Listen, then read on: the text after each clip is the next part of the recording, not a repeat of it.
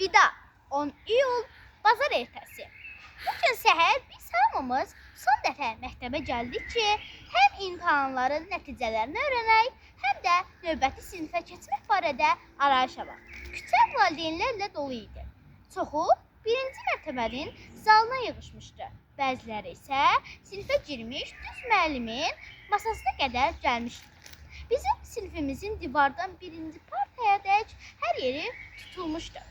Burada Garroni'nin atası, De Rossi'nin anası, Trecossi'nin atası, Crecondi'nin atası, Nelli'nin anası, Kerpiç'in atası, Stardi'nin atası və əvvəl görmədiyimiz bir çox valideyn vardı.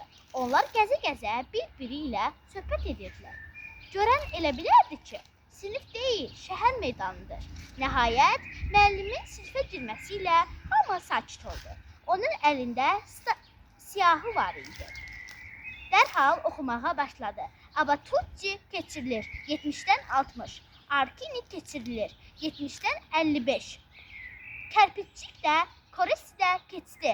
Sonra müəllim biraz da ucadan oxudu. De Rossi, Ernesto keçirilir 70-dən 70 və birinci mükafat. Onu tanıyan valideynlər bir ağızdan qışqırdı. Afərin, afərin De Rossi. O isə sarışın başını silkələyib qəşəng təbəssümü ilə ona əl edən anasına baxdı. Garroni, Garaffi, Kalabriyalı hamı növbəti sinifə keçmişdi. Sonra sinifdə qalan 3 və 4 nəfərin adları oxundu. Onlardan biri ağladı. Çünki girişdə dayanan atası onu barmağı ilə hədələdi. Bunu görən müəllim ona sarı çevrilib dedi. Cənab, uşağı qorxutmayın. Təqsir həmişə şagirdlərdə olmur. Bəzən bəxtləri gətirmir, bəzən oxumaqlarına nəsə mane olur. Sonra oxumağa davam etdi. Nelli keçirilir 70-dən 62. Bunu eşidən anası ona əl elədi. Stardi 67 ilə keçmişdi. Yüksək bal topladığını eşidəndə nə gülümsədi, nə də yumruqlarını gicgahına söykədi. Yaxşı geyinib keçinən və saçlarını qəşəngcə darayan Votinin adı isə axırda oxundu. Keçirilir. Siyahını oxuyub tutaran müəllim ayağa durdu və dedi.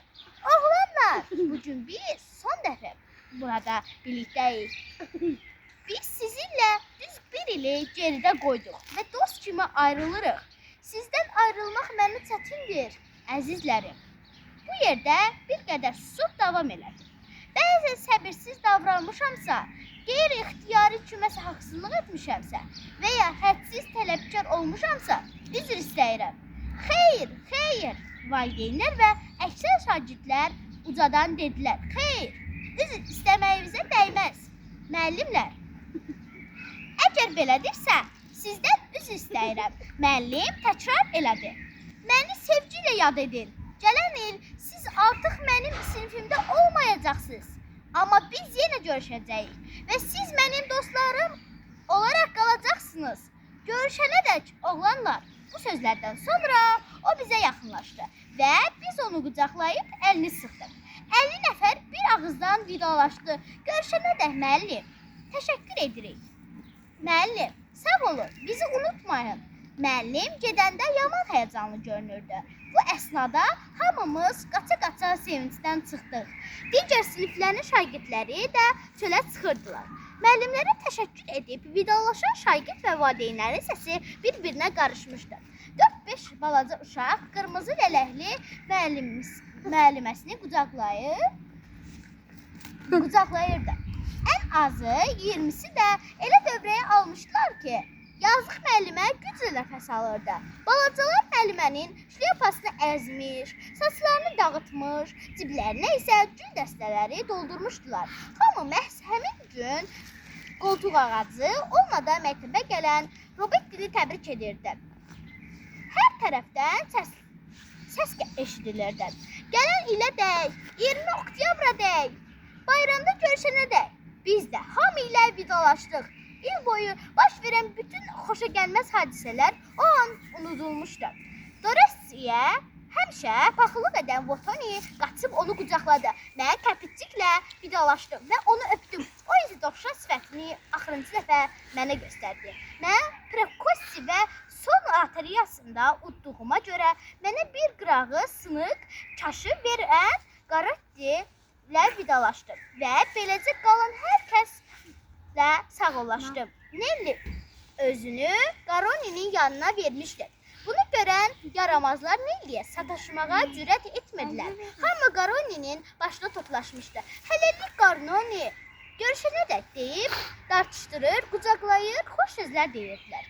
Atası təbəssüm və təəccüblə baxırdı. Qaroni vidalaşdığım son uşaq idi. Mən onu qucaqlayanda biz artıq küçədə idik. Üzümü sinəsinə sıxıb ağladım. O isə mənim başımdan öpdü. Sonra mən ata-anamın yanına qaçdım. Vidalaşmadığın kimsə qalmadı ki, sual verdi. Mən ona hamı ilə sağollaşdığımı söylədim. Kiminsə xəttinə dəymisənsə, get indidən üzr istə ki, səni bağışlasın və olan keçəni unutsun. Xeyr, heç kimi incitməmişəm dedim.